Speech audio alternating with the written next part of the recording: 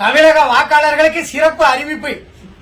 இந்த தேர்தல் படிவம் இருக்குல்ல, வாக்காளர் படிவம், கணக்கீட்டு படிவம், இத யாருடைய உதவியும் இல்லாமல் தன்னந்தனியாக 3 மணி நேரத்திற்குள் எந்த பிழையும் இல்லாமல் முழுமையாக பூர்த்தி செய்து கொடுப்பவருக்கு அமெரிக்கா ஐடி கம்பெனியில நிரந்தர பணி, மாசம் 4 லட்சம் ரூபாய் சம்பளம் கொடுக்கப்படும்.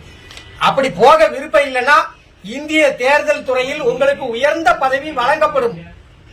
என்னடா ஏய், ஏண்டா எங்களை இந்த படிக்கும் போதே நெஞ்சு வலிக்குடா, ஏண்டா எங்களை இந்த துன்பப்படுத்துறியா? நீங்களாம் படிச்சுட்டு வேலைக்கு வந்தேலா?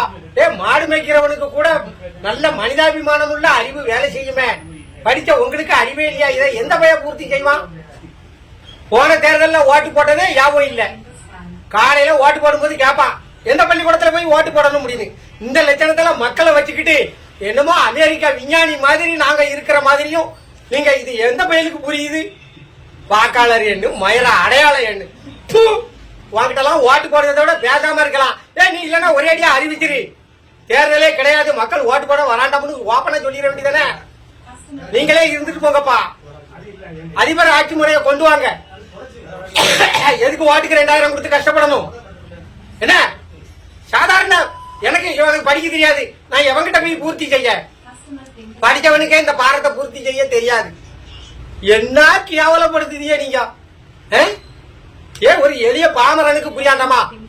என்னவோ 100% கல்வியறி, 100% படித்தவனுக்கே இதை பூர்த்தி செய்ய தெரியாது. நான் ஆனா சவால் ஊட்டி சொல்லுறேன். போன தடவை யாருக்கு ஓட்டு போட்டோம்னே தெரியாம வாக்காளர் பூரா பைத்தியம் முடிச்சு சுத்திக்கிட்டு இருக்கான். இந்த நிலைமையில நீங்க இப்படி ஒரு பாரத்தை கொடுத்து பூர்த்தி செய்ய சொன்னா எவன் பூர்த்தி செய்வான்? ஒரே அடியா தேர்தல் ரத்து இந்தியால அப்படின்னு அறிவிச்சிட்டு போங்கப்பா. எங்களுக்கு எவன் வந்தாலும் ஒண்ணுதான். நீங்க ராணுவ ஆட்சியை கொண்டு வந்தாலும் நாங்க உழைச்சுதான் சாப்பிடணும். பேசாம ராணுவ ஆட்சி கொண்டு வந்துருங்க. எதுக்கு போட்டுக்கிட்டு மாரடிச்சுக்கிட்டு இருக்கியா?